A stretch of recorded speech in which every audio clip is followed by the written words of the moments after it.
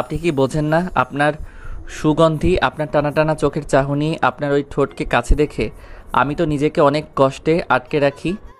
তোর কথাবার্তা শুনে মনে হচ্ছে তুই এর আগে অনেকের সাথে অনেক কিছু করেছিস। না না, সত্যি কথা বলছি, আমি এত কাছে থেকে কখনো কোনো মেয়েকে দেখিনি। তুই তো লন্ডনে ছিলি ছোটবেলা থেকে, সেখানে কি হয় না হয় আমার জানা আছে। বান্ধবীদের থেকে ফ্রি হাক তো পেয়েছিস? না, একদম না, আমি সব দিক থেকেই ভার্জিন। ধ্যাৎ, ফালতু এইসব কথা বলতে বলেছি? সরি। শোন, আমি তোর সাথে একটা ব্যাপারের ফয়সালা করতে আসছি। তুই এখন চাচি আম্মাকে কল দিবি, দিয়ে বলবি আমাদের এখানে আসতে। বাসার সবাই অপেক্ষায় আছে তার জন্য। এটা বল। আমার কল উনি রিসিভ করবে না। কেন? আমাকে বলে দিয়েছে আপনাকে বিয়েতে রাজি করিয়ে তারপর তার সাথে কথা বলতে, তাও সেটা মামার মাধ্যমে জানানোর পর আমার কল রিসিভ করবে। আমি আবারও স্পষ্ট করে বলছি, এটা সম্ভব না। তুমি চাইলেই সম্ভব। স্পর্ধা দিন দিন বাড়তেছে তোর। সরি, আপনি চাইলেই সম্ভব। আমার একটা রিলেশন আছে, সেই জন্য আমি সব ছেলেকে মানা করে দেই, আর এখন সিভি দেখাও বন্ধ করে দিয়েছি। সেটা বাসায় বলছেন না কেন? তার একটু সময় লাগবে, আর বলতে মানা করেছে তাই। ছেলে কি করে? রাজনীতি করে। শেষে কি না এই? এই তুই থাম, আমার পছন্দ নিয়ে তোর কথা বলতে হবে না। তাহলে আমার আপনার বিয়ে সম্ভব না? কখনো না। তাহলে আমি এত প্যারা নিচ্ছি কেন? এখানে আসবো না, তাও জোর করে আমায় পাঠালো। এখানে আসলাম, এটা পরীকে দেখলাম, ভালোবাসলাম, আর এখন বলতেছে অন্য কারোর সাথে রিলেশন আছে। এতদিন মিথ্যা ভনিতা করার কি ছিল? আমাকে আড়ালে সব বললেই হতো। শুভ রাগ করে তার ফোনটা ড্রেসিং টেবিলের আয়নায় ছুড়ল। বিকট শব্দে ফোন আর আয়না দুটোই ভেঙে গেল। শুভ রাগ করে বাড়ির বাইরে পুকুর পাড়ে এসে বসল। শুভর রাগ দেখে ইরা চুপচাপ চলে যায় তার রুমে। এদিকে ঘন্টার পর ঘন্টা শুভ পুকুর পাড়ে বসে থাকে। অনেকক্ষণ পর পুষ্প আসলো। ভাইয়া। পুষ্প ডাকলো পিছন থেকে। এই সব সময় ভাইয়া ভাইয়া করবা না তো, আমার মেজাজ ঠিক নেই, যাও এখান থেকে। আমি কি কিছু বলেছি আমার উপর রাগ দেখান? আমি কি বলেছি তুমি কিছু করেছো? তুমি যাও এখান থেকে। আপনাকে খেতে ডাকছে। খাবো না আমি, যাও। খবরটা ইরার মায়ের কানে চলে যায়। ইরা নিজে থেকেই বলেছে তাদের মধ্যে কি হয়েছে। ইরার মা একটা প্লেটে ভাত নিয়ে এসে পুকুর পাড়ে শুভর কাছে আসে। ইরার মা ভাত নিয়ে আসায় সে একটু লজ্জা পড়ে যায়। তুমি আমার মেয়ের সাথে রাগ করে না খেয়ে আছো কেন বাবা? রাগ তো আমার মেয়ের সাথে, খাবারের সাথে না। আমি তোমাকে খাইয়ে দেই। হ্যাঁ চাচি আম্মা, আমি কোনো কথা শুনবো না। আমি কিন্তু তোমার মা, মায়ের কথা ফেলতে নেই। শুভ আর মানা করলো না। সে খাবার মুখে নিয়ে বলল, আমি যে জন্য আসছি সেটা না হলে মা আমার সাথে কথাই বলবে না। শোনো, আমার কথা যদি ও শুনতো আমি ওকে বুঝিয়ে বলতাম। ও এত জেদি, আমি ওর মা হয়ে ওর ধারে কাছে যেতে পারি না। মা আমাকে কেন যে এই সমস্যার মধ্যে ফেলে দিল? তুমি চিন্তা করো না, শেষে ভালো কিছু হবে। আর হ্যাঁ, রাগ করে না খেয়ে থাকবে না, ঠিক আছে? ইরার উপর রাগ করে থেকে শুভ ইরার সামনেই গেল না সপ্তাহখানেক। তবে বাসার সবার সাথে আগের থেকেও অনেক ফ্রি। ভাইদের সাথে আড্ডা দেওয়া, খেলাধুলা করা, বাড়ির দুই একটা কাজ করে দেওয়া, এগুলো শিখে ফেলল। হঠাৎ একদিন সকালে পুষ্প বলল, ভাইয়া চলেন আমার সাথে, আমাদের স্কুল দেখাবো। তুমি যাও, আমার কাজ আছে। আপনার কাজ তো শুধু শুধু বই পড়া, ওই ল্যাপটপটা চোখের সামনে নিয়ে সারাদিন দেখা। কাজ করি। ঘোড়ার ডিম কাজ করেন আপনি। আজব, তুমি আমার উপর রাখছো কেন? আমার মন মেজাজ ভালো নেই, আপনি আমার সাথে স্কুল যাবেন। আমি তোমাদের স্কুল দেখেছি। তো কি হয়েছে, আবার দেখবেন? বুঝেছি, ছাড়বে না তুমি, চলো। শুভ চলল পুষ্পর সাথে পুষ্প স্কুলে। পথে তাদের সাথে দেখা হয় ইরার সাথে। ইরা শুভর দিকে না তাকিয়ে পুষ্পর দিকে তাকিয়ে বলল, এই কই যাস? স্কুলে। ওকে নিয়ে কেন? ভাইয়া বললো তাই। এই আমি কখন বললাম? আপু ভাইয়া পুষ্পকে থামিয়ে দিল। আমি বুঝেছি, তুই স্কুলে যা। পুষ্প কথা না বাড়িয়ে সেখান থেকে তাড়াতাড়ি চলে গেল। আর এই, তুমি আমার সাথে এসো। ইরাকে আজ অন্যরকম লাগছে। একদম ঠান্ডা মেজাজে শুভর সাথে কথা বলছে। শুভর বেশ ভালোই লাগছিল। ইরা পায়ে হেঁটে পুরো গ্রামে তাদের জমিগুলো দেখাতে লাগলো। দুজন এসে থামলো নদীর ঘাটে। ঘাটের পাড়ে কয়েকটা দোকান ছিল। এটাই গ্রামের শেষ মাথা। ইরা শুভকে নিয়ে নদীর একদম ধারে গেল। ভেজা বালুর উপর বসে বলল, ওই যে দোকানগুলো দেখছো, হ্যাঁ। 2 কাপ দুধ চা নিয়ে আসবা। আচ্ছা, যাচ্ছি। শুভ দোকানে একটু পর ফিরল। ইরা দেখলো দোকানদার নিজেও চলে আসছে। দোকানদার ইরার পরিচিত। ইরা বসা থেকে উঠে দাঁড়ালো। দোকানদার বিনয়ের সাথে বলল, আপনি আমার দোকানে চলুন, একটা কাস্টমারও নেই। আরে না চাচা, আপনি এখানে পাঠিয়ে দেন। দেখেছেন, আমি বললাম, শুনলেন না। শুভ দোকানদারকে বলল। দোকানদার আর কথা বাড়ালো না, সে চা আনতে গেল। ইরা আবার বসলো। ইরার দেখা দেখি শুভ বসলো ইরার পাশে, তবে দূরত্ব বজায় রেখে। শীতের শুরুতে নদীতে পানি কম, সাথে মৃদু স্রোত ছিল। দুজনেই চুপচাপ বসে, কারো মুখে কোনো কথা নেই। একটু পর লোকটা এসে চা দিয়ে গেল।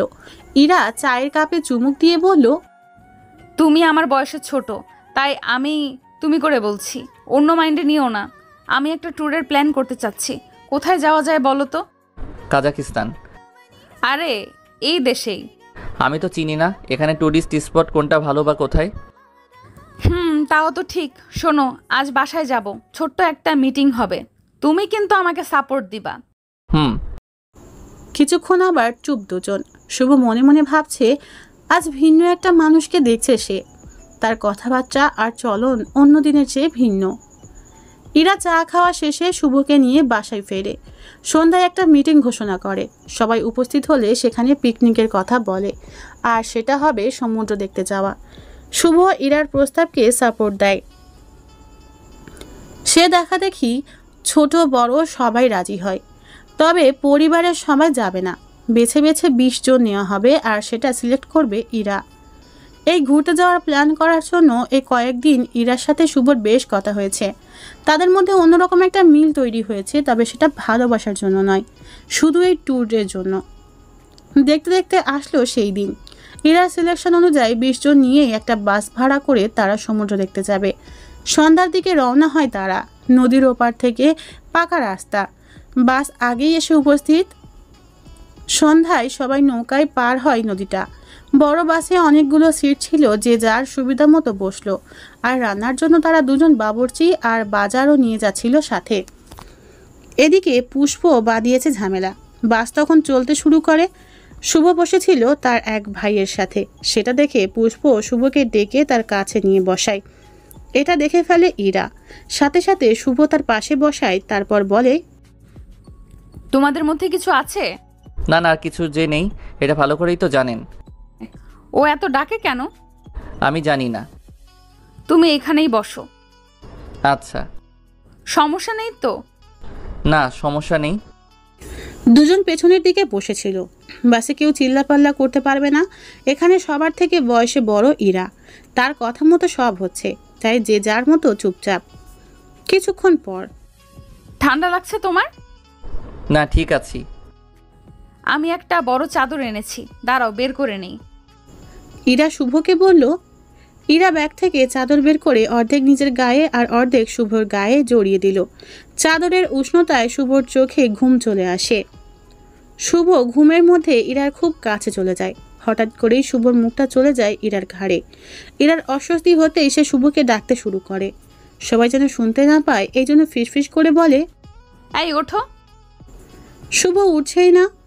ইরা শুভর মাথা সরাতে যাবে, অমনি শুভ ইরার পেছন দিয়ে হাত দিয়ে জড়িয়ে ধরে।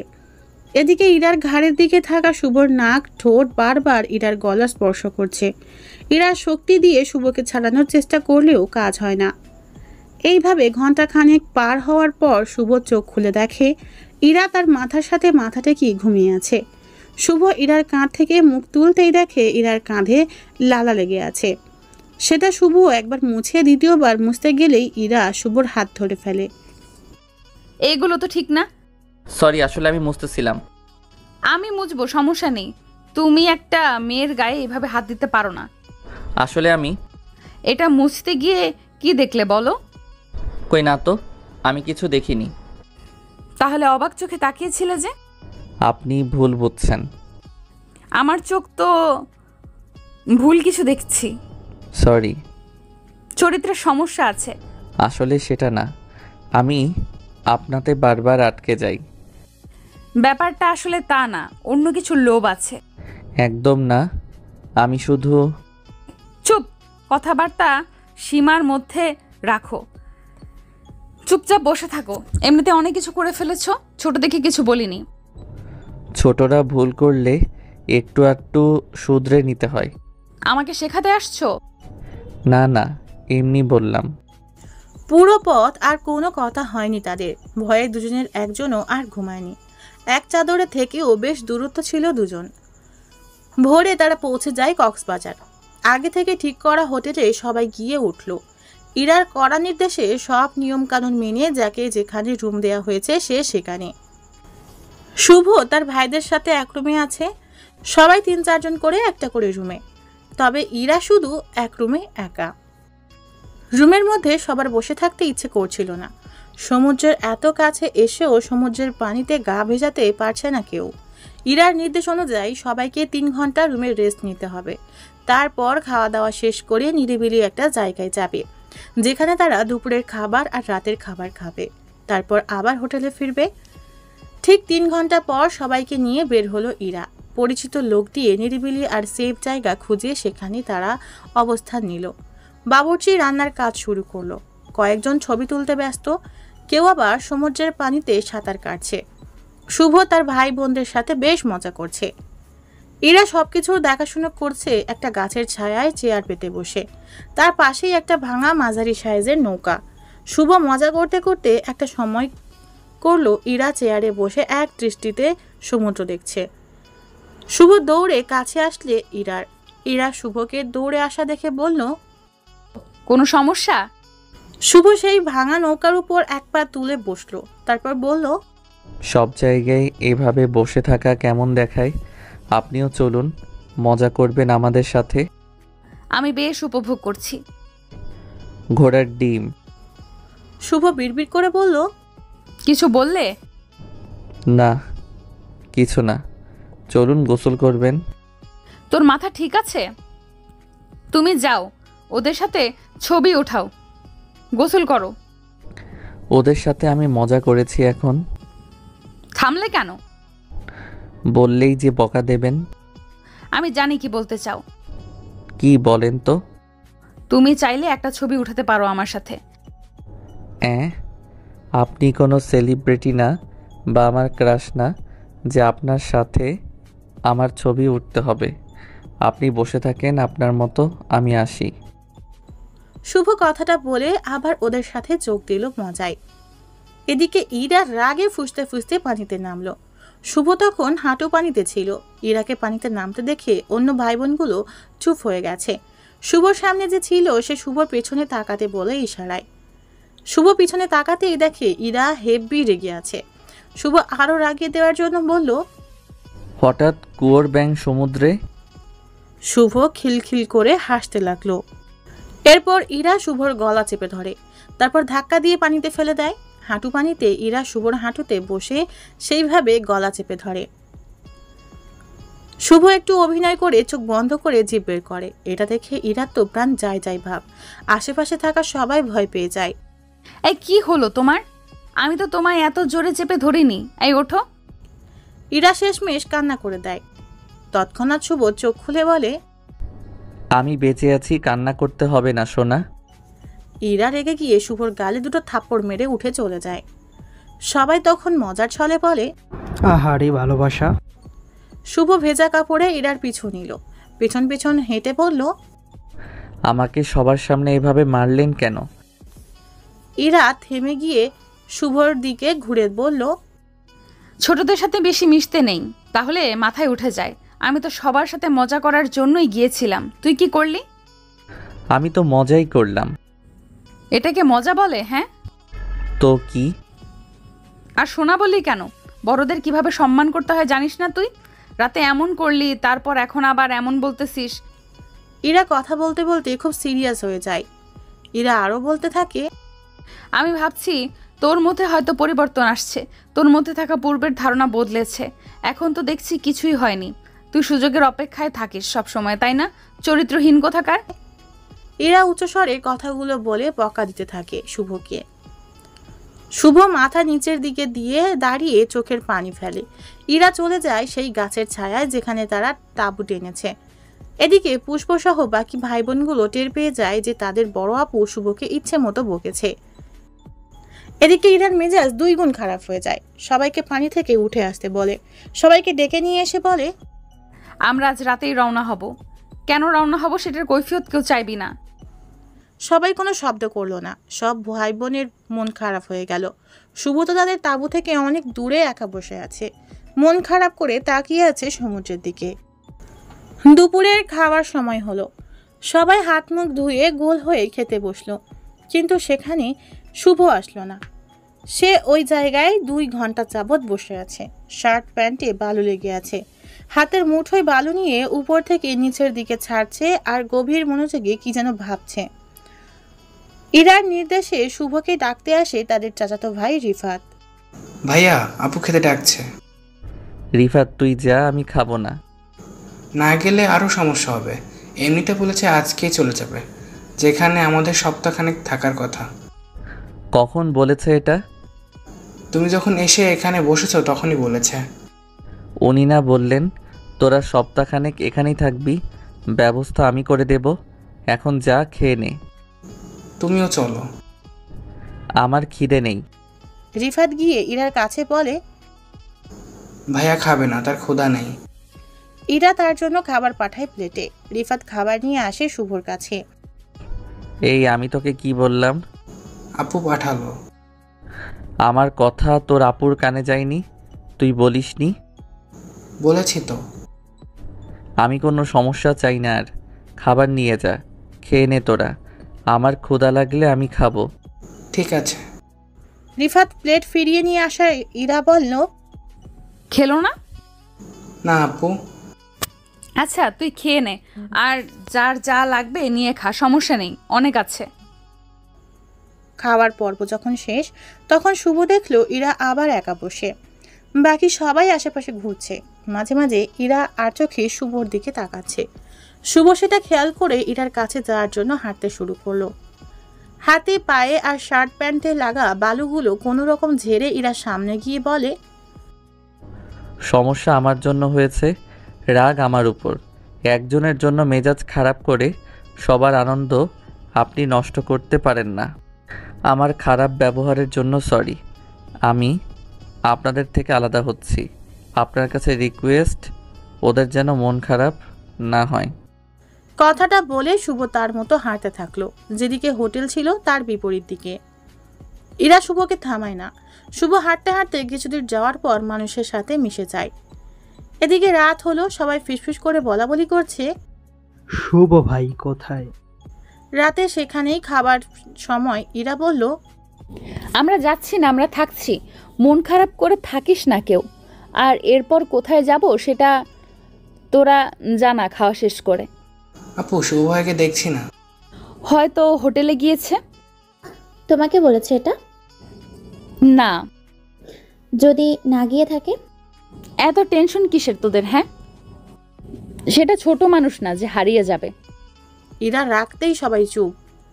আজকের বাহিরে পূর্ণিমার আলোয় খাবারের পর্ব শেষ করে সবাই হোটেলে পৌঁছে যায়। যে যার রুমে গিয়ে ফ্রেশ হয়ে নেয়। রিফাতের রুমে শুভ থাকার কথা, সেখানে তাকে না পেয়ে রিফাত কথাটা পুষ্পকে জানায়। পুষ্প আর রিফাত রুমের দরজায় দাঁড়িয়ে কথা বলছে। ভাইয়া যে নেই, এটা এখন কি বলতে যা বাপুকে? আমি পারবো না, আমার ভয় করে। তুই যা। আমার দায়িত্ব থেকেই যেতে হবে। কি? তোর আবার কিসের দায়িত্ব? আরে একটা ভাই নেই, এটা চিন্তার বিষয় না? আমি বুঝি কি তুই কিসের অপেক্ষায় আছিস। যাও যাও, তোমার বুঝতে হবে না। পুষ্প এসে শুভর অনুপস্থিতির কথা জানিয়ে দেয় ইরাকে। তখন রাত 1টা ছুঁই ছুঁই। ঘন্টা 2 আগে তারা এসেছে। এখন আবার কে যাবে খুঁজতে? পুষ্পকে রুমে পাঠিয়ে দিয়ে ইরা ভাবতে থাকে। ভাবতে ভাবতে 1 ঘন্টা শেষ, তবুও ফিরে আসার নাম নেই শুভর। ইরা হঠাৎ নিজে থেকেই বলে উঠল, পাগলটা গেল কোথায়? আমি এখন কোথায় খুঁজি? ওর কাছে তো ফোনও নেই। ইরা কথাগুলো বলে রুম থেকে বের হলো। হাঁটতে হাঁটতে হোটেলের বাইরের দিকে আসলো। সেখানে দারোয়ান তাকে থামিয়ে বলল, ম্যাম কোথায় যাচ্ছেন? এখন বাইরে যাবেন না। আমাদের সাথের একজন এখানে আসেনি, আমি তাকে খুঁজতে যাচ্ছি। আপনি মেয়ে মানুষ, এই রাতে বিচে অনেকে আছেন, কিন্তু আপনার বিপদ হতে পারে। সমস্যা নেই। দারোয়ান আর কথা বাড়ালো না। এদিকে ইরা হাঁটছিল। সমুদ্র পাড়ে অনেকেই তখনও শুয়ে আছে, অনেকেই, কেউ আবার দিচ্ছে আড্ডা। হোটেল থেকে একটু দূর যেতেই ইরা 3টা বাজে ছেলের খপ্পরে পড়ল। ছেলেগুলোর মধ্যে একজন বলল, আকাশ থেকে নামলো পরি যাবে আমার বাড়ি। ইরা তো ভয়ে শেষ। ছেলে 3টে ইরার দিকে আসতেই পিছন থেকে একজন এসে এলোপাথারি ভাবে ওই ছেলেগুলোকে মাইর দেওয়া শুরু করে। কিল ঘুষি মারতে মারতে ছেলেটা হঠাৎ হাতের কাছে লাঠি পেয়ে যায়, সেটা দিয়ে সাপ পেটানোর মতো মারতে থাকে। বাজে ছেলেগুলো চলে যাওয়ার পর ইরা দেখলো এটা শুভ। শুভ এগিয়ে এসে বলল, রাতে একা বের হয়েছেন, তাও এই নির্জন দিকে আসছেন। ইরা চুপ করে আছে। এখন কিছু হয়ে গেলে কি হতো? অহংকার একটু কমানোর চেষ্টা করেন। যাই হোক, রুমে যান। তুই কোথায় গিয়েছিলি? এখানেই তো। রুমে যাসনি কেন? এই কৈফিয়ত আমি আপনাকে দেব না। আমি চেয়েছি। শুভ এবার চুপ। কি হলো বল? এবার শুভ চুপ। কোনো কথা না বলে সেখানেই ধপাস করে বসে পড়ে শুভ। একটা সিগারেট ধরিয়ে টানতে টানতে শব্দ করে ধোঁয়া ছাড়তে শুরু করে। ইরা শুভর পাশেই নীরবে দাঁড়িয়ে আছে। সিগারেটে 2-1টা টান দেওয়ার পর শুভ বলল, এখনো দাঁড়িয়ে আছেন? এমনি। আমি এখানে থাকবো না, আপনি রুমে যান। না, কোথাও যাওয়া যাবে না। আমি আপনার কথা শোনার মতো মানুষ না। আমি আমার দায়িত্ব নিয়ে আসছি। ধ্যাত, আবার দায়িত্ব? তুই মিছে কারণে আমার সাথে এমন করছিস। বাড়াবাড়ি না করলে আমি তোকে কিছুই বলতাম না। কোনো বাড়াবাড়ি আমি করিনি। আমি যদি বলি করেছিস? আমি এত কিছু জানি না। আমি জানি আপনি আমার ছোটবেলার বউ, হবু বউ, আমার ভালোবাসা, আমার সব কিছু। আমি এখানে এসে আপনাকে প্রথম দেখেই প্রেমে পড়েছি। আপনাকে সেটা জানিয়েছি। প্রেমের কথা না হয় বাদ দিলাম, ছোটবেলার হিসেবে তো আপনার উচিত আমাকে মেনে নেওয়া। শুভ একদমই কথাগুলো বলল। তুই সে আগের কথা নিয়েই পড়ে আছিস। আমার বাবা তোর বাবার ব্যাপারটা তখন অন্যরকম ছিল। তোরা এখন নেই, সময় পরিবর্তন হয়েছে, সাথে সব কিছু। আমি এত কিছু বুঝি না। ঠিক আছে, বুঝতে হবে না। যান আপনি এখান থেকে। তুই তাহলে রুমে যাবি না? না। না গেলে আমি পানিতে ঝাঁপ দিয়ে আত্মহত্যা করব। কি বলেন? আবার বলেন। হ্যাঁ। দেখেন, আমি আপনাকে ভালোবাসি। আপনার কোনো ক্ষতি আমি হতে দিব না। আবার আমি হোটেলে যাব না। আমি থাকলে আপনার সমস্যা হবে। আমার মন শুধু আপনি আপনি করে। ইরা শুভর কথা শুনে একটা দীর্ঘশ্বাস ছাড়ল। সরি, অনেক কথা বলে ফেলেছি, আপনি এবার যান। তোকে না নিয়ে যাবে না। আমি যেতে পারি, তবে এক শর্তে। কি শর্ত? আমার হাত ধরে যেতে হবে হোটেল পর্যন্ত। ঠিক আছে, চল। আর একটা শর্ত আছে। কি? আমাকে নিয়ে একসাথে ঘুমাতে হবে। ঠিক আছে। কি? এটাতেও রাজি? শুভ যেন বিশ্বাসই করতে পারছিল না। সমস্যা কি ওট? না মানে এখন মানে করতেছিস কেন? এখন আমার নিজেরই ভয় করতেছে। ভয় নেই, তুই যা বলেছিস তাই হবে। হুম, আমার বিশ্বাস হচ্ছে না। একটু পরেই টের পাবি। জানেন, আপনার আচরণ অনেকটা বর্ষাকালের মেঘের মতো। কোন মেঘে বৃষ্টি নামবে আর কোন মেঘে নামবে না সহজে বলা মুশকিল। ইরা মুচকে হাসলো। এখন ইরা শুভর দিকে হাতটা বাড়িয়ে দিয়েছে। শুভ ইরার হাত ধরে বসা থেকে উঠে দাঁড়ালো। চল, হাত ধরেছি ঠিক আছে, কিন্তু এত কাছে আসা যাবে না। কাছে গেলে কি হবে? এই তুই বড় হয়েছিস, তোকে সব কিছু বুঝিয়ে দেওয়া লাগে নাকি? তুই বুঝিস না, নাকি বুঝো না বোঝার মতো করে থাকিস? সত্যি বুঝি না। ওই তো একটু দূরত্ব বজায় রাখতে হবে। তোমার হাতগুলো বেশ নরম। নরমকে নরম বলবো না? এই যে বাড়াবাড়ি করছিস, এইটাই ভালো লাগে না। আর করব না, সরি। হোটেলে সেই রুমের দরজায় আসার পর আপনি একাই ঘুমাতে যান, আমি এমনি বললাম। ইরা শুভর কোনো কথাই শুনল না। দরজা খুলে এক ধাক্কা দিল শুভকে, তারপর দ্রুত দরজা লাগিয়ে দিয়ে বলল, কথা যখন দিয়েছি সেটা করে দেখাবো। না থাক। রাত অনেক হয়েছে, আমি এত কথা শুনতে চাই না। আমি শুয়ে পড়লাম, তুই ফ্রেশ হয়ে এসে লাইট অফ করে এই পাশে শুয়ে পড়িস। কথাটা বলে ইরা ডান কাত হয়ে শুয়ে চোখ বন্ধ করে ফেলল। শুভ বাথরুমে গিয়ে ফ্রেশ হয়ে আসলো। এসে দেখে ইরা কম্বল দিয়ে মাথা ঢেকে শুয়ে আছে। শুভ টিপটিপ পায়ে নিঃশব্দে এসে বিছানার পাশে আসলো। খুব ধীর গতিতে বিছানার একদম কোণায় শুয়ে পড়ল। মাঝখানে পড়ে থাকলো অনেক জায়গা। এদিকে ইরা কম্বলের মধ্যে থেকে মেজাজ দেখিয়ে বলল, লাইট অফ কে করবে? আচ্ছা করছি, মনেই ছিল না। মন কোথায় থাকে? তোমার কাছে। ইরা কম্বল থেকে মাথা বের করে শুভর দিকে তাকিয়ে চোখ রাঙালো। শুভ লাইট অফ করে বিছানায় এসে শুয়ে পড়ল। তখনও ইরা পূর্বের অবস্থার মতো করেই আছে। কিছুক্ষণ পর, আমাকে একটু কম্বল দেয়া যাবে? না। শীত করছে, এর থেকে তো বাইরে থাকাই ভালো ছিল। তোকে বাসের মধ্যে চাদর দেওয়ার পর কি করেছিলি মনে আছে? না। ফাজলামি করিস? আপনি রাগ করেন কেন? আমি ঘুমের মাঝে কি করেছি সেটা কি মনে থাকবে আমার? আমি তো জানি না কি করেছি। তুই আমার পিঠে হাত দিয়েছিলি, আমার কাঁধে মাথা রেখে ওটা ফেলেছিলি। ছি ছি, আমি যদি জানতাম এমন হবে তোকে কখনো আমার পাশে বসাতাম না। আর হ্যাঁ, কাল কিন্তু অনেক জায়গায় ঘুরতে যাব, ঘুমিয়ে পড় এখন। শুভ কিছু বলছে না। কিছু বলছিস না কেন? শুভ তবুও চুপ। এরা খেয়াল করে দেখলো শুভ ঘুমিয়ে পড়েছে। সে নিজে থেকে কাছে এসে শুভর গায়ে কম্বল দিয়ে দিল। ঘণ্টাখানেক পর শুভর ঘুমের মধ্যে বলা আবল তাবল কথায় ইরার ঘুম ভাঙে। এরা উঠে দেখে শুভ কম্বলের মধ্যে রীতিমতো কাঁপছে। এরা সাথে সাথে শুভর কপালে হাত দিয়ে দেখলো অনেক জ্বর। ওরে, এর তো খুব জ্বর। এই ভোর রাতে কি করব এখন? বাইরে তো যাওয়া যাবে না। এরা চিন্তা করতে করতে হঠাৎ মাথায় আসলো জলপট্টির কথা। কিছুক্ষণ শুভর কপালে জলপট্টি দিল।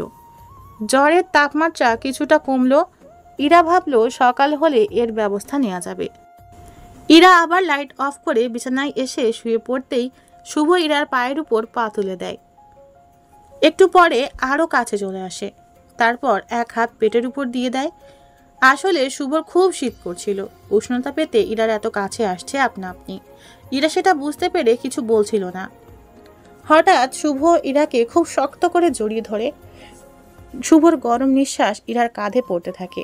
ইরা অন্যদিকে মুখ করেছিল, কি করবে এখন ভেবে পাচ্ছিল না। এদিকে শুভ আবার আবল তাবল বলতে শুরু করেছে।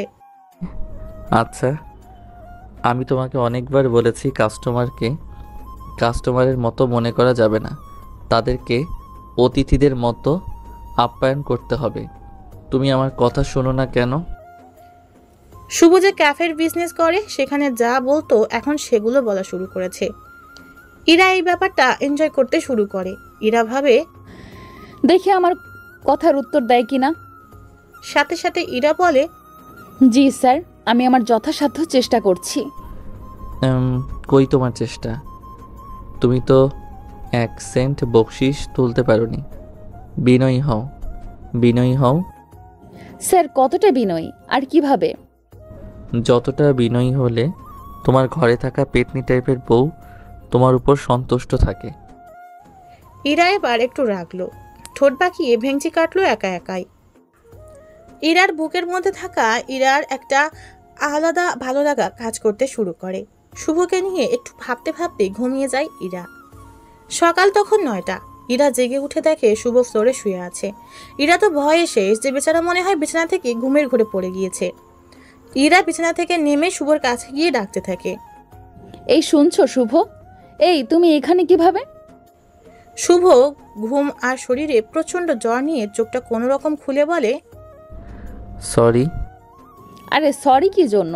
তুমি এখানে কেন সেটা বলো। পড়ে গিয়েছো? না, আমি জেগে ওঠার পর দেখি আপনাকে জড়িয়ে ধরে শুয়ে আছি। ভয়ে আর বিছানায় থাকতে পারিনি। আরে তাই বলে এই জ্বর নিয়ে নিচে থাকতে হবে? এখানে থাকাই নিরাপদ। আচ্ছা হয়েছে, এখন তুমি উঠে বিছানায় যাও, আমি ওষুধের ব্যবস্থা করছি। ইরা সার্ভিসের বয়ের সাহায্যে ঔষধ নিয়ে আসে, সাথে বাইরে থেকে খাবার। শুভ যে তার কাছে তার রুমেই আছে এটা যাতে কেউ না জানতে পারে তার জন্য ইরা সবাইকে ডেকে আগে জানিয়ে দিল শুভ যেখানে আছে সে সেটা জানে, কেউ যেন এটা নিয়ে চিন্তা না করে। আজকে তাদের যেখানে যাওয়ার কথা সেটাও বন্ধ করে দেয়, আর আগামীকালের জন্য সবাইকে প্রস্তুত থাকতে বলে। মেয়েদের বলে দেয় রুমের বাইরে যাওয়া চলবে না, আর ছেলেদের বলে দেয় তারা যেন বেশি দূর না যায়। আজকে সবার খাওয়া হবে এই হোটেল থেকেই। সবাই একটু মন খারাপ করলেও করার কিছু নেই। ইরা শুভর জন্য খাবার আর ঔষধ নিয়ে আসে, শুভ সেগুলো খেয়ে একটু সুস্থ হয়। এখন শুভ সোফায় বসে আছে আর ইরা বিছানায় বসে বাড়িতে কল করে এখানকার অবস্থা জানাচ্ছে। কথা বলা শেষে শুভ বলে, তাহলে আমার বাইরে যাওয়া যাবে না? একদম না, তুমি যে রুমে যাদের সাথে ছিলে সেখানে যাবে, ওরা সকালে ঘুম থেকে ওঠার আগেই। কিছু জিজ্ঞেস করলে বলবা রেগে অন্য কোথাও ছিলে, আর সেটা আমি ব্যবস্থা করে দিয়েছিলাম। আপনার এখানে আছি এটা সবাইকে জানালে কি হবে? কি হবে এটা তুমি জানো না? মান সম্মান যাবে, সবাই খারাপ চোখে দেখবে। বর বউ একসাথে থাকলে কেউ খারাপ বলে? আবার সরি। আপনি আমার অসুস্থতায় এত কিছু করছেন কেন? কারণ আমি তোমার বড়, তুমি আমার ছোট ভাই, তাই। থাক আর বলতে হবে না, হৃদয়টা অলরেডি ভেঙে দিয়েছেন। খুব দুষ্টুমি করতে জানো। জি। আচ্ছা সিরিয়াসলি একটা কোশ্চেন করি? করো। আমি যে আপনাকে ভালোবাসি এটা আপনি বিশ্বাস করেন না? না। আমি তো কত কিছু করি তারপরও বিশ্বাস করেন না কেন? তুমি ছোটবেলা থেকেই খুব দুষ্টু, এই জন্যই তোমার সব কিছুই আমার কাছে দুষ্টুমির মতোই লাগে। ও আচ্ছা। আমি তোমাকে নিজে কিছু বলি যেগুলো তোমার সাথেই ঘটেছে, কিন্তু তোমার অজানা। এমন কিছু আছে? হ্যাঁ। তাহলে বলেন শুনি। তোমার আমার বয়সের পার্থক্য 5 বছরের। তুমি যখন ছোট, একদমই মানে মাত্র 2-1 পা করে হাঁটতে শিখেছ, তখন কিন্তু আমার বুদ্ধি হয়েছে। তো তখন সবার মুখে শুনেছি তুমি আমার বর হবে, তোমার সাথে আমার বিয়ে ঠিক করা আছে। তখন বিয়ের মানে বুঝতাম না আমি, শুধু সবাই বলতো এটা তোর বর হবে, বর। বেশিরভাগ সময় চাচি আম্মা মানে তোমার মা তোমাকে আমার কাছে দিয়ে যে সে কাজ করত। আমি তোমাকে অনেক কোলে রেখেছি, তুমি খাইতে চাইতে না, প্রচুর কান্না করতে, আমি তোমাকে খাইয়েছি। আবার তুমি হিসু করতে অনেক আমার কোলেই। হঠাৎ করে শুভ হেসে উঠল। এই থামো, আগে বলতে দাও। আচ্ছা বলেন। শুভ গভীর মনোযোগ দিল। ইরা আবার বলতে শুরু করলো, আমি তোমাকে কোলে নিয়ে ঘুরতাম বলে সবাই আমাকে বলতো এই প্রথম দেখলাম বউয়ের কোলে বড় হচ্ছে। আমি তো আর অত বুঝতাম না, বড় হওয়ার পর বুঝি কি মধুর সময় আমি পার করে আসছি। তো তারপর সেই একটা ঝগড়া আর সব কিছু চিরতরের মতো শেষ। কথাটা বলা মাত্রই ইরা চোখ গড়িয়ে পানি পড়তে লাগলো। এই যে এত সুন্দর একটা কথার মাঝে আবার দুঃখ টেনে আনার কি দরকার ছিল? সরি। তারপর আর কিছু নেই? এই তো তোমাকে নিয়ে প্রতিদিন থাকতাম। আচ্ছা আমি কেমন দুষ্টামি করতাম? বললাম তো, খাইতে চাইতে না, গোসল করতে না, পানি গায়ে লাগলেই কান্না করা শুরু করতে, আমাকে প্রচুর মাইট দিতে। তুমি আমাকে মাইট দাওনি? না, একটুও না। কেন? ওই যে সবাই যখন বলতো তুমি আমার বর, আমি তখনই ভাবতাম এটা খুব দামি একটা জিনিস, তোমাকে মাইট দেওয়া যাবে না, কষ্ট দেওয়া যাবে না, শুধু সেবা যত্নে রাখতে হবে। ও আচ্ছা, আমি আপনাকে চুমু খাইনি, আপনি আমাকে খাননি? এটা কেমন কথা? রেগে যাচ্ছেন কেন? আমি তো ছোটবেলার কথা বলছি। খেয়েছি, তবে তুমি একটু ছিলে। মানে 10 বার চুমু দিতে বললে 1 বার দিতে, আর সেই একবারেই আমার গাল ভিজিয়ে দিতে। কিভাবে? ওই যে বাসের কথা মনে আছে, মুখ দিয়ে লালা পড়ছিল? তোমার ছোটবেলায় অনেক পড়েছে, তুমি তো চুমু দিতে না, আমার গাল ছিল তোমার খাবার, সেটা জিভ দিয়ে চেটেছ শুধু। আর যখন তোমার একটা দাঁত ওঠে তখন কামড় দিতে শেখো। একবার আমার গালে তোমার ওই এক দাঁত বসিয়ে দিয়েছিলে, তারপর আমার গাল তোমার মুখের সামনে নেইনি। হুম। এই হাসছো কেন? কই না তো। ঠোঁট বলছে হাসছো। মানে এগুলো আমার অজানা ছিল, জেনে ভালো লাগছে আর বেশ খুশিও লাগছে। ঠিক আছে, আমি যা বললাম এইসব কারোর সাথে শেয়ার করার দরকার নেই, আর দ্বিতীয়বার আমাকে বলারও দরকার নেই। আচ্ছা, আমরা কি আর এক হব না? না, কখনো না। এসব কথা বলে আমাকে রাগাবে না আর। আচ্ছা ঠিক আছে, ধ্যাত, এসব আর মুখে বলবো না। আমি তোমার চোখে মুখে আমার জন্য আগ্রহ দেখি, কিন্তু তুমি সরাসরি তেমন কিছু করো না। এই কি দেখো? কই না তো। জ্বর এখন কেমন? কমেছে কিছুটা। আজ কিন্তু বাইরে যাওয়া যাবে না। জানি, বলেছেন তো। না, বিয়ে নিয়ে কি ভাবছো? হ্যাঁ, কিছু বললেন? শুভ, শুনতে পাইনি। বললাম বিয়ে নিয়ে কি ভেবেছো? কার বিয়ে? কার আবার? তোমার। কার সাথে? আজব, বড় হয়েছো অনেক, আবার বিদেশে বিজনেস দাঁড় করিয়েছো। চাচি আম্মা তোমার জন্য অনেক কিছু করেছে, এবার তাকে রেস্ট দিতে হবে না? সেই জন্যই তো আপনার কাছে আসে। এবার আমাকে নিয়ে কথা। বারবার আসলে আমি কি করব বলেন? অন্য কিছু বলো। না থাক, কিছু বলতে হবে না, যেমন চুপচাপ ছিলে তেমনই থাকো। হঠাৎ কলিং বেল বেজে উঠল। তুমি একটু বাথরুমে যাও। এখন যাওয়ার দরকার নেই। কেউ যাতে না দেখে সেই জন্যই বলেছি, গাধা। আচ্ছা, যাচ্ছি। ইরা দরজা খুলে দেখে পুষ্প দাঁড়িয়ে। কিরে, কিছু বলবি? মানে ভাইয়া কোথায়? কোন ভাইয়া? শুভ। তাকে দিয়ে তোর কাজ কি? না মানে আমাদের এখানে আসছে না কেন? আমার সাথে কথা হয়েছে, কাল আসবে। সত্যি? আচ্ছা ঠিক আছে। আর শোন, বলো। সবাইকে বলে দিবি আমার রুমে এসে যেন আমাকে বিরক্ত না করে, কোনো দরকার হলে কল দিতে বলবি। হুম রুমে যা এখন, বাইরে কিন্তু যাওয়া যাবে না। হুম। পুষ্প চলে গেলে ইরা দরজা লাগিয়ে দেয়। এদিকে শুভ বাথরুমে গিয়েছে আর বের হচ্ছে না। ইরা বাথরুমের দরজায় নক করে বলল, হলোটা কি তোমার? আমি গোসল করছি। তোমাকে এই জ্বরের মধ্যে কে গোসল করতে বলেছে? দেখলাম অনর্থক বসে থেকে সময় নষ্ট করে লাভ নেই, এর চেয়ে ভালো কিছু একটা করি। তাই বলে গোসল? সাধে কি আমি পাগল বলি? ছোটবেলায় ঠিক এমন কাজ করতে, তবে গোসলের বেলায় বিপরীত। হ্যাঁ, একটু অপেক্ষা। ঠিক আছে, তাড়াতাড়ি। ইরা বিছানায় বসে অপেক্ষা করে। কিছুক্ষণ পর শুভ বের হলো তোয়ালে পরে। তাছাড়া তার গায়ে কিছু নেই। ইরা দেখলো তার তোয়ালেটা নিয়েছে, দেখেই তো এক চিল্লানি। এটা কি করেছো? আমার তোয়ালে নিয়েছো কেন? তো কি হয়েছে? আমাকে তো বাইরে যেতে দেবেন না। ভেতরে পেয়েছি সেটা পরে, বাইরে এসেছি। ইরা তোয়ালে খুলে নেওয়ার জন্য শুভর দিকে এগিয়ে গেল, এমনকি তোয়ালের এক পাশ ধরেই ফেললো। এখন শুধু টান দেয়া বাকি। তখন শুভ বলল, আরে আরে, এটা কি করছেন? এটার পর আর কিছু নেই তো। আমার তোয়ালে দাও। আরে ছাড়ুন ছাড়ুন, আমি দিচ্ছি। না, তুমি এখনই দাও, আমি কিচ্ছু জানি না। এটা খুলো তুমি। আমি দেব বলেছি তো, এখন টানলে কি হবে জানেন? খুলে আসবে তুমি। ঠিক আছে। ধুয়ে মেলে দিও। ওকে। শুভ ভেতরে গিয়ে প্যান্ট আর শার্ট পরে আসলো। ওয়াশরুম থেকে বের হয়ে বলল, যেমনটা বলেছিলেন তেমনটা করেই আসছি। তোয়ালে সুন্দর করে ধুয়ে মেলে দিয়ে আসছি। আরে পাগল, তুমি তো মাথাই মোছুনি। সমস্যা নেই। এখন জ্বর ঠান্ডা জোরালো ভাবে লাগবে। না, কিছু হবে না। শুভ কথাটা বলে সোফায় বসলো। ইরা এগিয়ে এসে তার ওড়না দিয়ে শুভর মাথা মুছে দিতে থাকে। নিজের প্রতি এত কেয়ার দেখে শুভ একদম হাঁ হয়ে যায়। যে মেয়ে তোয়ালে ব্যবহার করার জন্য এত কথা বলল, সে মেয়ে কিনা তাকে নিজের ওড়না দিয়ে মাথা মুছে দিচ্ছে। মুছতে থাকা অবস্থায় শুভ ইরাকে বলল, আপনাকে একটা কথা বলি। বলো।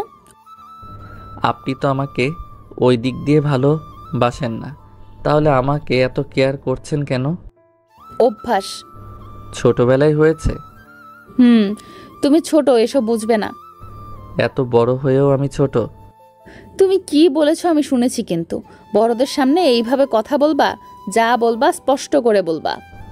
আচ্ছা সরি। নাও, মাথা মুছে দিয়েছি। আর তোমার জ্বরও কিছুটা কমেছে, তবে তাপমাত্রা আবারও বাড়তে পারে। তুমি নিজ দায়িত্বে ওষুধগুলো খেয়ে নিও। আমার মনে থাকবে না, ওষুধ আমার অপছন্দ। জ্বর হোক আর যাই হোক, আমি ওষুধ খাই না, এমনি এমনি ঠিক হয়ে যায়। এটা একদিন বড় আকার ধারণ করবে। সে করলে করুক, মরেই তো যাব, এর চেয়ে বেশি কিছু তো হবে না। আবার বাজে কথা বলে। কথার কথা বললাম। তবুও তো বাজে কথা। সরি। এখন বিছানায় হাত পা টান টান করে শুয়ে থাকো, আমি ওদের দেখে আসছি। আর কেউ কলিং বেল বাজালে আগে দেখবে কে আসছে, তারপর দরজা খুলবে। ওকে? আচ্ছা। গুড। শুভ বিছানায় শুয়ে পড়ার পর এরা অন্যদের রুমে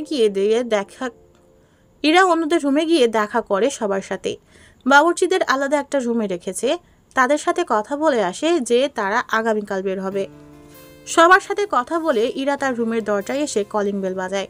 শুভর উঠতে বেশ কষ্ট হয়, কারণ জ্বরটা আবার বেড়েছে। দরজা খুলতেই ইরা দেখলো শুভর অবস্থা খারাপ, শরীরে আবার অনেক তাপমাত্রা, মাঝে মাঝে মা মা করে ডাকছে। ইরা ভেবে পাচ্ছিল না কি করবে এখন।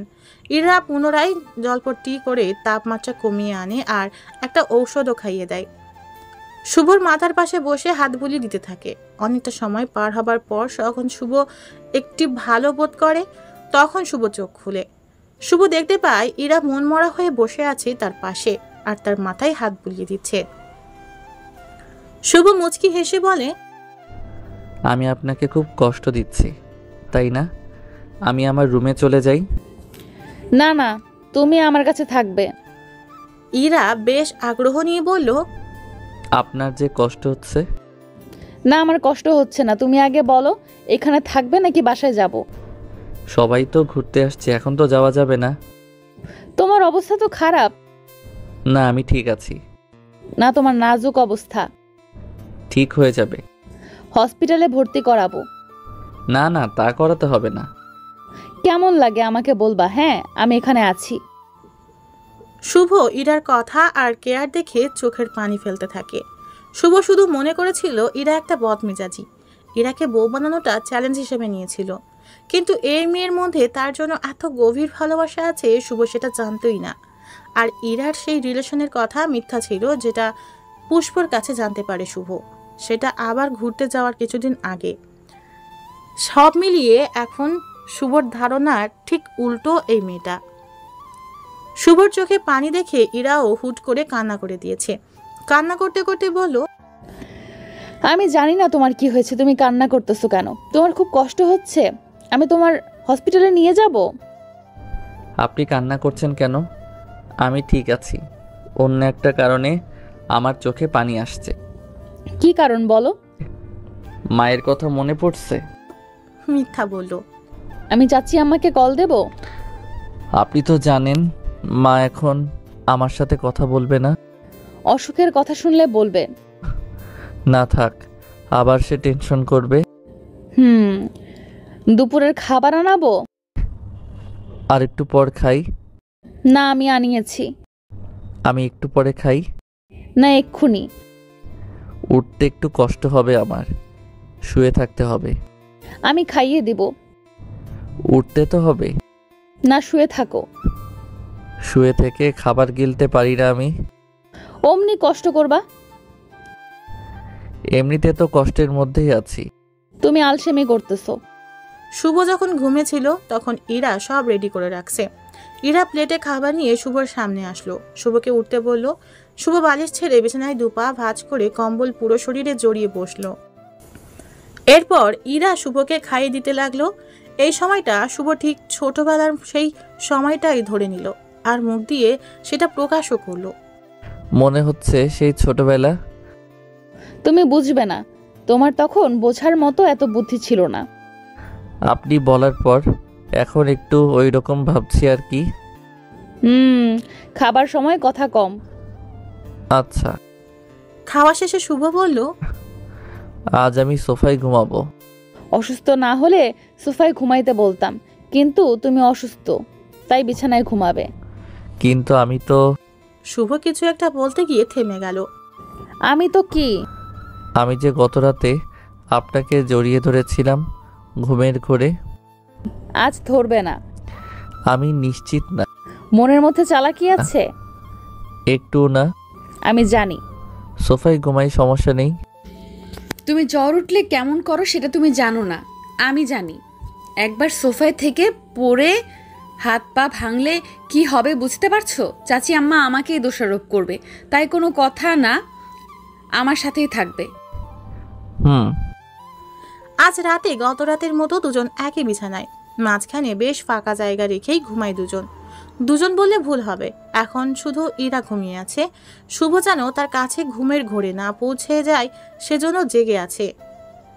মধ্যরাতে ইরা জেগে উঠে শুভর অবস্থা দেখার জন্য শুভর দিকে তাকাতেই দেখে শুভ ঘুমায়নি, জেগে আছে। ইরা বলল, কি ব্যাপার? ঘুম আসছে না। চোখ তো লাল হয়ে আছে, দেখি জ্বর আসছে কিনা। কপালে হাত দিয়ে দেখলো, না জ্বর নেই তেমন। চোখে ঘুম, তবুও ঘুমাচ্ছ না কেন? আমার পুরো বিছানায় গড়াগড়ি করে শুয়ে অভ্যাস। আমি আবার আপনার কাছে গিয়ে সমস্যা করতে পারি, তাই জেগে আছি। ইরা শুভকে অবাক করে দিয়ে শুভর খুব কাছে চলে যায়। শুভর একটা হাত ইচ্ছে করে নিজের পেটের উপর দিয়ে রেখে এবার বলে, এখন ভয় নেই, নিশ্চিন্তে ঘুমাও। আচ্ছা। গুড বয়, সকালে কথা হবে।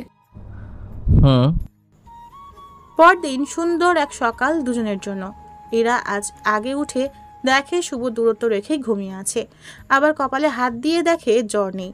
শুভকে জাগিয়ে তার ভাইদের রুমে যেতে বলে। এরপর তারা বাকি 5 দিনে 5টা স্পটে ঘুরলো, বেশ মজাও করলো। এর মধ্যে শুভ ইরার ছোট ছোট ঝগড়া খুনসুটি বেশ হয়েছে। তারা যখন বাড়ি ফিরে আসে তখন বাঁধল এক বিশাল সমস্যা। বলা যায় ইরা জীবনের এক কালো অধ্যায়ের শুরু। ইরা চাচা যিনি পুলিশের চাকরি করেন, উনি এক পাত্র এনেছেন ইরার জন্য। আর এটাতে ইরা ঘুরতে যাওয়ার বেশ কিছুদিন আগে সম্মতি দিয়েছিল। আর আজ পাত্রসহ তার বাবা মা বোন চলে আসছে। ছেলের পরিবারের সবাই ইরাকে পছন্দ করলো। ছেলের বয়স ও ইরার প্রায় কাছাকাছি, আর ছেলে দেখতে ঠিকঠাক, আর বড় ব্যবসাও সামলায়। সবকিছু মিলিয়ে এই বাড়ির মানুষও রাজি হয়, আর ইরা তো আগেই বলেছিল সে রাজি।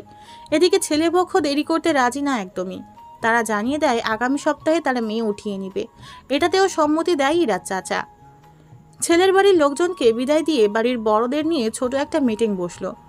এটা বসার কারণ ওই চাচা জানতো শুভ কেন এখানে আসছে, সেই ঝামেলার জন্যই আজকের এই বৈঠক। সেখানে শুভ উপস্থিত, আর ইরাও। শুভর মন একদম বিষণ্ণ সেই সকাল থেকে। এরা অন্য কারো হবে এটা মেনে নিতে পারছে না সে, কিন্তু থামানোর কোনো উপায় নেই।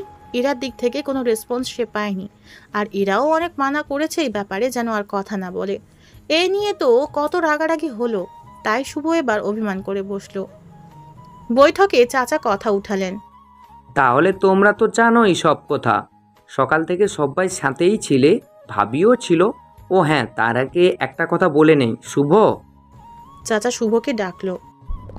জি বলুন। আমি তো জানি তোমাকে কেন পাঠিয়েছিলেন। পুরনো কথা ওঠানো ঠিক না, তবুও বলতে হচ্ছে, ইরা যে তোমাদের প্রস্তাবে রাজি না, এটা তুমি জানো? জি। তাহলে তো আর কোনো কথা নেই। হুম। সবাই শুভর দিকে বারবার তাকাচ্ছিল, কারণ সে সময় তার মুখে কষ্টের ছাপ স্পষ্ট বোঝা যাচ্ছিল। আচ্ছা ইরামা, তোমার কোনো কথা আছে? না। এরা মন খারাপ করেই কথাটা বলল। ঠিক আছে, আমাদের হাতে সময় কম, তোমরা সবাই কেনাকাটা শুরু করে দাও। আমি কাল বাড়ির ভাই ভাতিজাদের নিয়ে বসবো, দাওয়াতের ব্যাপার আছে তো। বৈঠকে আরো কিছু কথা হলো, এরপর যে যার রুমে। এদিকে শুভ রুমে বসে অঝরে চোখের পানি ফেলছে, তার কিছুই যেন ভালো লাগছে না। হঠাৎ তার দরজায় নক। চোখের পানি মুছে দরজা খুলে দেখে পুষ্প আসছে। কিছু বলবা কি না? আপনি কান্না করছেন? আপু আপনাকে ডাকছে। বলো যাবা না, ব্যস্ত আছি। কিসে ব্যস্ত আছেন সেটা তো দেখতেই পাচ্ছি। মুখের উপর কথা বলবা না, যাও এখান থেকে। শুভ সজোরে দরজা লাগিয়ে দিল। পুষ্প ইরার কাছে গিয়ে ঘটনা বলতে এবার ইরা এসে শুভর দরজায় হাজির। শুভ দরজা খুলে দেখে ইরা। ইরাকে দেখে অন্যদিকে ঘাড় ঘোরালো, আর ইরা এক দৃষ্টিতে শুভর মুখের দিকে তাকিয়েছিল। ইরা ভিতরে এসে দরজা লাগিয়ে দিল। শুভ চেয়ারে বসার জন্য এক পা বাড়াতেই ইরা বলল, আমার সামনে থাকো। ইরা তখন দরজায় হেলান দিয়ে দাঁড়িয়েছিল। শুভ ইরার 2 হাত পিছন থেকে তার মুখোমুখি দাঁড়িয়ে। সমস্যা কি? শুভ উত্তর করল না। বোবা হয়ে গেছো? না। আমি যে ডেকেছিলাম? গেলে না কেন? এমনি। দেখি আমার দিকে তাকাও। শুভ মুখ তুলল না। এই আমার দিকে। তোমার যা অবস্থা, একটা ধমক দিলে তো ফুপিয়ে কান্না শুরু করবে। কান্নার ধরনটা পরিবর্তন হয়নি, ঠিক ছোটবেলায় যেমন ছিল ঠিক তেমনই আছে। কান্না করে তো চোখ মুখ না লাল করে ফেলেছো। শুভর চোখ বেয়ে টপ টপ করে পানি পড়ছিল। আর কান্না না, বলো কি চাও? শুভ ফুপিয়ে বলল, আমি কি চাইবো? আমার কিছু চাওয়ার নেই। এরকম বাচ্চাদের মতো করলে হয়? তো কি চাইবো আমি? চকলেট নাকি বিস্কুট নাকি অন্য অন্য কিছু? আমাকে ছোট বাচ্চা পেয়েছেন? আমি তো দেখছি একটা নাদান অবুধ শিশু কান্না করছে। বলো। আমার কিছু বলার নেই। আর কিছুদিন পর কিন্তু আবদার করতে পারবে না। আমার ইচ্ছেও নেই। এত রাগ? আমার কারোর উপর কোনো রাগ নেই। আর আমি মামাকে কল করেছি, আমি কাল পরশু চলে যাব। আমার অনুমতি ছাড়া তোমার এই রুম থেকে বাইরে বের হওয়াও নিষেধ। আর লন্ডন যাওয়া তো দূরের কথা।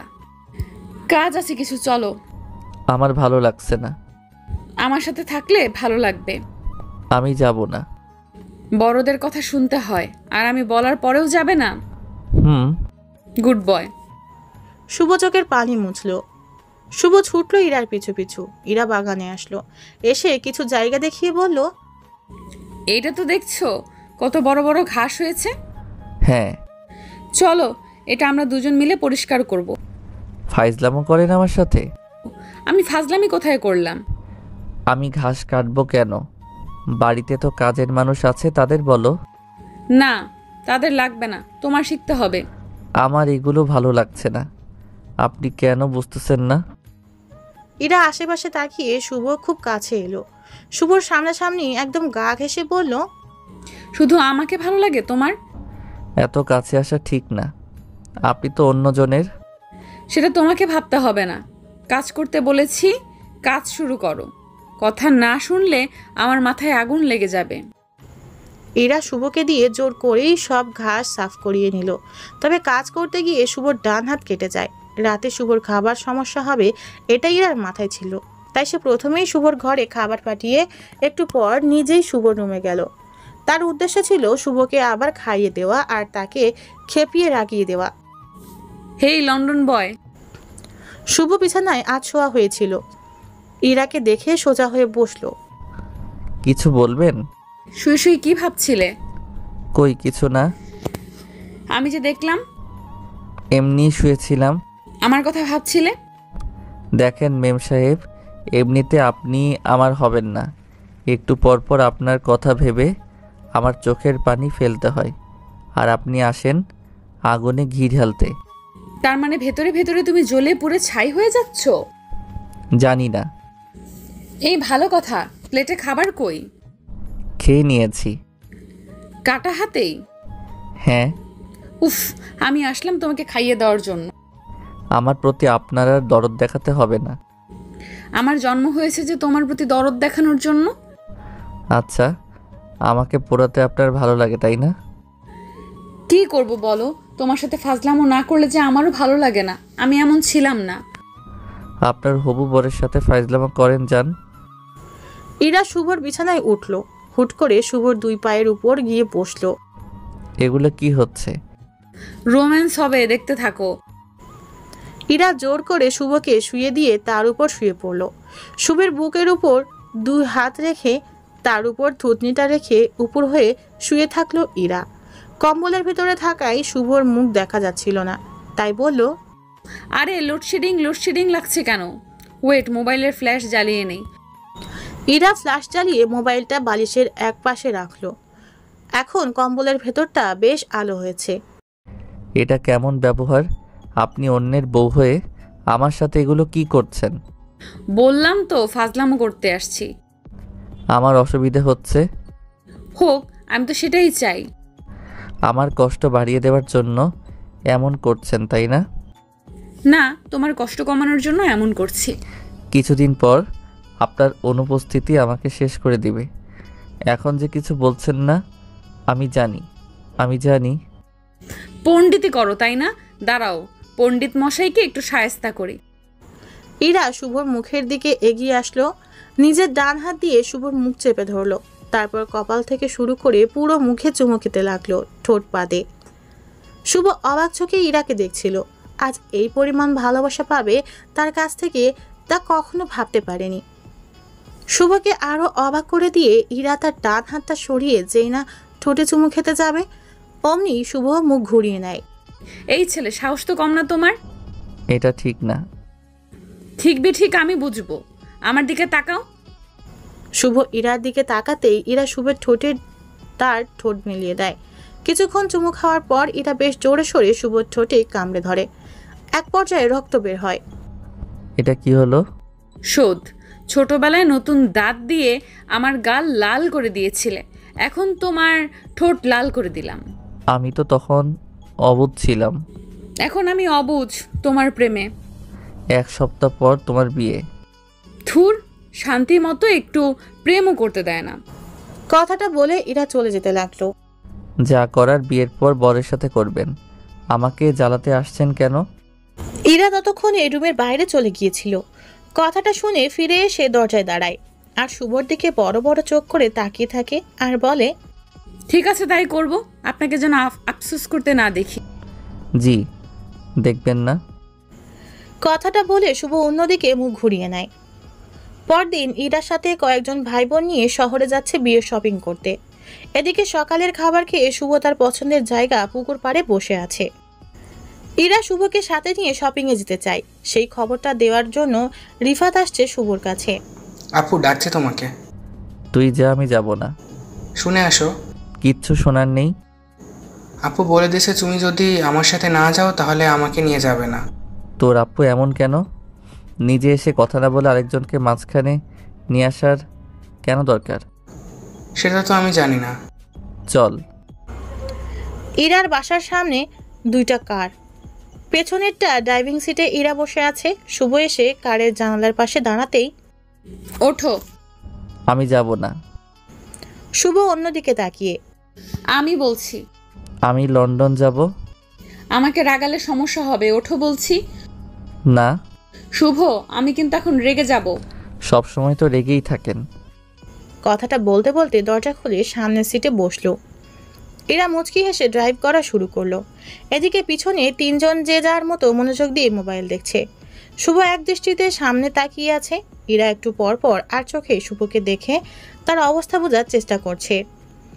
এভাবে কিছু সময় যাওয়ার পর ইরা বলে, পেছনে যদি ওরা না থাকতো আমি ইচ্ছে করে গাড়িটা খাদে ফেলে দিতাম। শুভ চুপ। কেমন হতো? জানি না। পেছনে ছোটরা আছে, কথা স্বাভাবিকভাবে না বললে আপনার সমস্যা হবে, কথাটা মাথায় রাখবেন। আমি একটা কথা বলি। হ্যাঁ বলো। আপনি বিয়ে করছেন ভালো কথা, আমি থাকবো বিয়ে পর্যন্ত সেটাও বলেছি, কিন্তু সব কিছুতে আমাকে টানার কি দরকার? তুমি পালিয়ে যেতে পারো। আমি কি চোর? হ্যাঁ, ওইরকম কিছুটা। আমাকে সব কিছুতে টানছেন কেন? আমাকে তো ভালোবেসে সেই মজা বোঝাবো, বুঝবা ছ্যাঁকা কি জিনিস। তাই? তাই। ঠিক আছে। এরকম ছোট ছোট তর্ক করতে করতে তারা শহরে একটা বড় শপিং মলের পাশে গাড়ি পার্কিং করালো। গাড়ি থেকে নেমে যে যার মতো চললো। এদিকে শুভ ইরাকে রাগানোর জন্য পুষ্পর সাথে চলা শুরু করেছে। আর ইরার সাথে রয়েছে তার অন্য একটা ছোট বোন। শুভ পুষ্পকে খুব কেয়ার করা শুরু করেছে। যে জিনিস কিনছে সেটা শুভর পছন্দে কিনছে পুষ্প। ব্যাপারটা এটার ভালো লাগছে না। এক পর্যায়ে পুষ্পের গায়ে হাত দেওয়া শুরু করলো। হাত ধরে হাঁটতে থাকা, মাথার চুলগুলো এলোমেলো হলে সেগুলো গুছিয়ে দেওয়া, সবকিছু করছে। পুষ্পকে সেটা আগেই বলে নিয়েছিল শুভ। বিয়ের শাড়ি পছন্দ করার জন্য ইরা শুভকে ডাকলো, কিন্তু শুভ পাত্তাই দিচ্ছে না। ইরা এক পর্যায়ে সহ্য করতে না পেরে শুভর কাছে আসে। কাছে থাকা পুষ্পকে অন্যত্র পাঠিয়ে দেয়। রাগ দেখিয়ে শুভকে বলে, সমস্যা কি? আমার কোনো সমস্যা নেই। ইরা শুভর কলার ধরে বলল, আমার চোখে পানি চলে আসছে তোর জন্য, তুই বুঝিস না? এবার শুভ একটু ভয় পেল।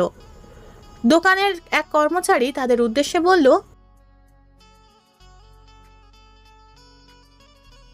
আরে ভাই আপনি বসুন তো, এটা আমাদের ভাই বোনের ব্যাপার। বেশি বেশি করতেছিস কিন্তু। তো আমি আপনার কে? সব কিছু। সব কিছু হয়ে লাভ আছে যেখানে অন্য কারো হবেন? বিয়ের আগের দিন পর্যন্ত তুই আমার সব কিছু। তার মানে বিয়ের পর বর আপনার সব কিছু? হুম। বাহ, এই হলো মেয়ে মানুষ। দেখেন আমি পুষ্পকে ভালোবাসি, আপনার বিয়েটা হোক, তারপর আমি ওকে নিয়ে যাব। আমি ছাড়া কাউকে ভালোবাসতে পারবি না। এখনো শুরু করিনি, আপনার বিয়েটা হোক তারপর। না, বিয়ে হলেও না। আপনি এদিকেও যাবেন না ওদিকেও যাবেন না, আমি কোন দিকে যাব? আমার দিকে আসতে হবে। কলার ছাড়ুন, সবাই দেখছে। দেখুক। আমার মান সম্মান শেষ। কেউ তো তোকে চেনে না। না চিনল তবুও। জড়িয়ে ধরবো। কি? ধরবো। আপনার মাথা এমন কেন, সমস্যা আছে? না, সমস্যা ছিল না, তুই বাড়িতে আসার পর থেকে হয়েছে। হায় রে। ধরি? পরে। এখন ইচ্ছে করছে। লজ্জা তো করেন। আমি এখন জোর করব না, আমার হাত ধরে থাকবে আর আমার পছন্দের সব কিছু কিনে দেবে। আমার কাছে টাকা নেই। টাকা আমি দেব। আমি কি তোমাকে দিতে বলেছি? শপিং শেষ হতে সন্ধ্যা নেমে আসলো। ইরা সবাইকে পাঠিয়ে দিল শুভকে কাছে রেখে। পরদিন সকালবেলা ডেকোরেটরের লোকজন এসে বাড়ির ডেকোরেশনের কাজ শুরু করেছে। শুভ বাইরে একটা টুলে বসে পেপার পড়ছে। আজ যে তার যাওয়ার কথা, তার মধ্যে সেরকম ভাব দেখাই যাচ্ছে না। এক মনে পেপার পড়েই যাচ্ছে। এদিকে ইরা লুকিয়ে শুভর দিকে খেয়াল রাখছে চলে যায় কিনা, আর সবাইকে জানিয়ে দিয়েছে শুভ যেন চলে না যায়। এরপর থেকে সারা দিন দুজনের একবারের জন্যও দেখা হয়নি, কারণ ইরা ইচ্ছে করে তার সামনে যায়নি। সন্ধ্যায় শুভ কাজ করছিল বাড়ির বড়দের সাথে। রিফাত মুচকি মুচকি হেসে শুভর সামনে এসে বলল, ভাইয়া।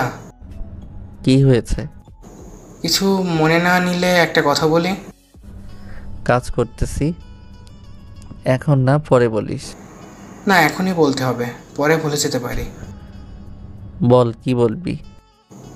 আপনি প্রথম যিনি প্রেমিকের বিয়েতে হাড়ভাঙা পরিশ্রম করতেছেন যাতে তার বিয়েটা ভালোভাবে হয়। এই তোর হাসি বন্ধ কর। শোন, তোর যে মাথা, এই মাথা দিয়ে এই কথা বের হওয়ার কথা না। এটা শেখানো কথা। কে শিখিয়ে দিয়েছে? শুভ বুঝতে পেরেছে কথাগুলো শিখিয়ে দেওয়া। কিছু সময় পর আবার রিফাত আসলো, তবে এবার মুচকি মুচকি হেসে নয়, একদম গাল ফুলিয়ে। শুভ বুঝে গিয়েছে রিফাত বকা শুনেছে। শুভ জানে ইরা বকা দিয়েছে। এভাবে টুকটাক কাজ করে দিন পার করতে থাকে শুভ। গায়ে হলুদের দিন সকালবেলা সব আত্মীয় স্বজন আসতে শুরু করে। আস্তে আস্তে বাড়িটাতে মানুষের ঢল পড়ে, শুধু আত্মীয় স্বজন দিয়ে। শুভর মধ্যে একা পড়ে যায় একদম। এমনকি দুপুরের পর নিজের রুমে এসে দেখে চারটা মেয়ে বসে বসে গল্প করছে, তাদের একটা কেউ শুভ চিনে না। তাদের উদ্দেশ্যে শুভ বলে, আপনারা একটু বাইরে যান। কেউ যেন ডিস্টার্ব না করে, তাই শুভ দরজা লাগিয়ে শুয়ে পড়ল। এদিকে সন্ধ্যায় শুভ ঘুম থেকে উঠে বাইরে আসলো। উঠানে এখন হলুদের অনুষ্ঠান শুরু করার জন্য রমণীরা বেশ ব্যস্ত। শুভর এগুলো একদম সহ্য হচ্ছিল না। অনেকগুলো সিগারেট নিয়ে এসে পুকুর পাড়ে বসলো। একের পর এক 4টা সিগারেট শেষ করার পর যখন পঞ্চম সিগারেটটা মুখে দিবে, তখন পুষ্প এসে হাজির। আপনি এখানে? আপনাকে খুঁজছে সবাই। কেন? আরে চাচি আম্মা আসছে, আপনি দেখেননি? কার চাচি আম্মা? আরে আপনার মা আসছে। কি বলো, কখন আসছে? কিছুক্ষণ হলো।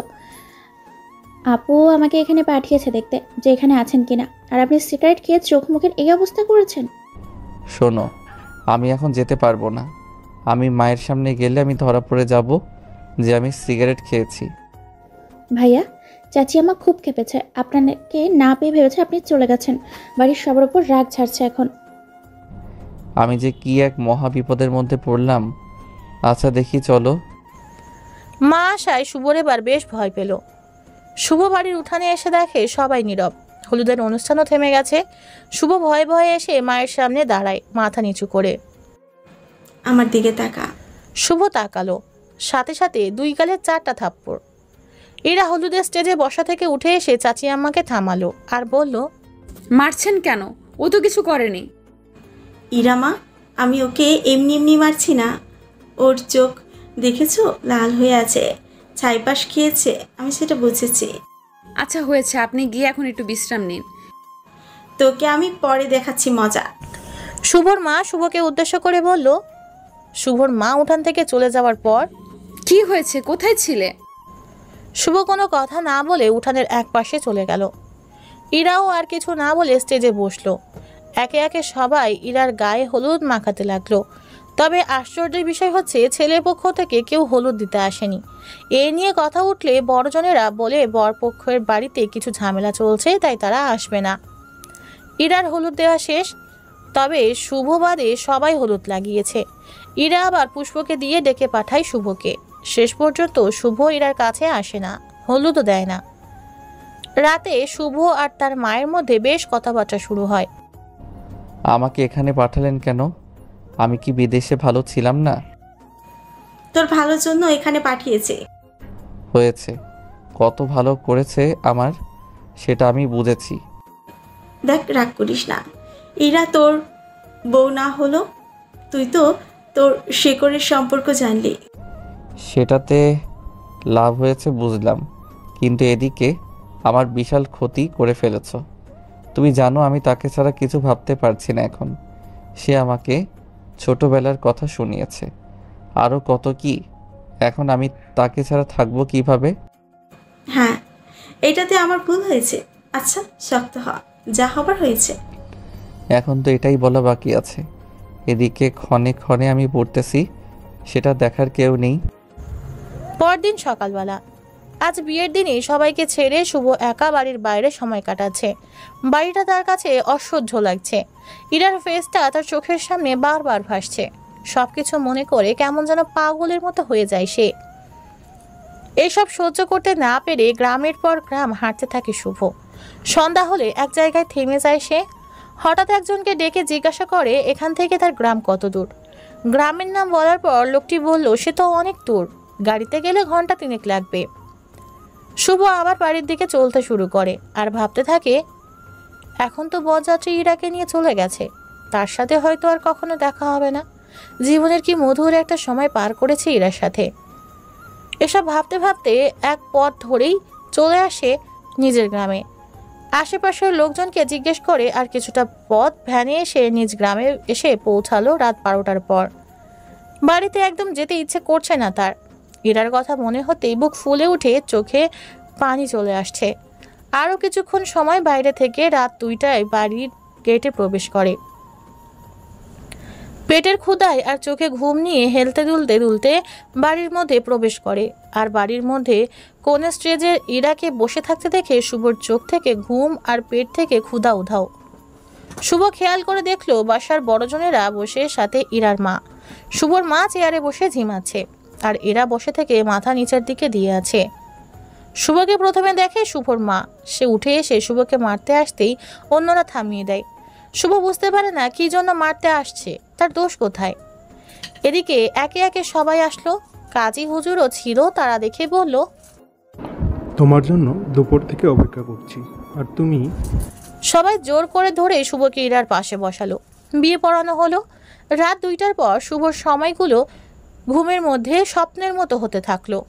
বাড়িতে কি হয়েছে না হয়েছিল কেউ কিছু বলছে না, তবে তার উপর যে সবাই ডেকে এইটা সে বুঝতে পেরেছে। পরিস্থিতি খারাপ দেখে শুভ আর কাউকে কিছু জিজ্ঞেস করে না। চোখের পলকে ইরা এখন তার বউ। ইরা একটা বারের জন্য শুভর দিকে তাকায়নি। ঝটপট সব কাজ শেষ করার পর শুভ আর ইরাকে পাঠিয়ে দেওয়া হয় বাসর ঘরে। বাসর ঘর সাজানো হয়েছে ইরার রুমে। শুভ রুমের এক কোণে দাঁড়িয়ে। এদিকে ইরা ঘোমটা খুলে খাটের নিচে থেকে একটা লাঠি বের করলো। যেই না শুভর কাছে আসলো তখন বলল, আমাকে যদি বলতেন এসব কি হচ্ছে। তুমি কোথায় গিয়েছিলে? বাইরে। আমাকে বলে গেছিস? কাউকে বলিনি। আজ এই গুরুত্বপূর্ণ দিনে তুই বাইরে গেলি কেন? তো কি করব? কি করবি মানে? আমি কিন্তু এবার তোর মাথা ফাটাবো। সেটাই করেন এখন। আমার মাথায় কিচ্ছু ঢুকছে না। সেটা বলবো, আগে বল বাইরে কেন গেলি? আমি তো আপনাকে অনেক ভালোবাসি, তাই না? আমি গ্রামে থেকে অস্থির হয়ে যাচ্ছিলাম, তাই একটু দূরে গিয়েছিলাম। আজ বিশেষ দিন, তাই এত বড় ভুলের জন্য ক্ষমা করলাম। ভুলটা কোথায়? এদিকে আসো, আমার উরুতে মাথা রাখো। তুমি এই 1 সপ্তাহে যে দেখেছো সবই মিথ্যা। আমাকে যারা দেখতে আসছিল তারা আমারই লোকজন। আমি চাচাকে দিয়ে এসব করিয়েছি, আর বাড়ির মানুষও তোমার থেকে সব লুকিয়েছে। বিয়েটা তোমার সাথে আমারই হওয়ার কথা আজ, আর সেটা তোমাকে সারপ্রাইজ দিয়ে। আমি তোমার মা আর তোমাকে সারপ্রাইজ দিতে চেয়েছিলাম, কিন্তু উল্টে তুমি আমাদের সারপ্রাইজ সহ কষ্ট দিলে। এই ব্যাপার? এখন বলো, আমাকে এত ঘোরানোর কি দরকার ছিল? আমি তোমাকে ঘুরাইনি। তাহলে? আমার ভালোবাসা কেমন সেটা পরীক্ষা করে নিয়েছি, অনেকটা কামারের মতো। মানে? কামার কি? ওই যে লোহা পুড়িয়ে পিটিয়ে বিভিন্ন জিনিস তৈরি করে তারা। তুমি তো ওই লোহা ছিলে, আমি তোমাকে পুড়িয়ে পিটিয়ে আমাকে ভালোবাসতে শিখিয়েছি। আচ্ছা, সারপ্রাইজ না দিয়ে ডিরেক্ট আমাকে বললে কি হতো? শোনো পাখি, তুমি আমার শখের মানুষ। আমি তোমার জন্য অনেক কিছু সারপ্রাইজ হিসেবে রেখেছিলাম, কিন্তু তুমি চলে গিয়ে সব শেষ করে দিয়েছো। আমি কি আর পাবো না? বিয়ে তো হয়েই গেল, আর তো পাবে না। আচ্ছা, আফসোস নেই, তোমাকে তো পেলাম। কথাটা শুনে ইরা শুভর গালে আর কপালে চুমু খেলো। অমনি শুভ ইরাকে জড়িয়ে ধরে কান্না করতে থাকে। ইরা থামিয়ে দেয় না শুভকে, কারণ ইরা জানে সে ইচ্ছে করে অনেক কষ্ট দিয়েছে, আর এত কষ্টের পর যখন সে তাকে পেয়েছে এইটুকু কান্না করবেই। কান্না শেষে শুভ বলে, আমার ক্ষুধা লাগছে অনেক, সারাদিন কিছু খাইনি। মেহমান সব ভাত পোলাও মাংস সব শেষ করে দিয়েছে। আমার ভাগেরটাও? হ্যাঁ। আমি এখন কি খাবো? জানি না। আছে একটা জিনিস। কি? মিষ্টি। কোথায়? ওই যে তোমার ঠোঁটে। এখন এত লজ্জা কোথা থেকে আসলো? জানি না। শোনো, বলো। ভালোবাসি। দুজনেই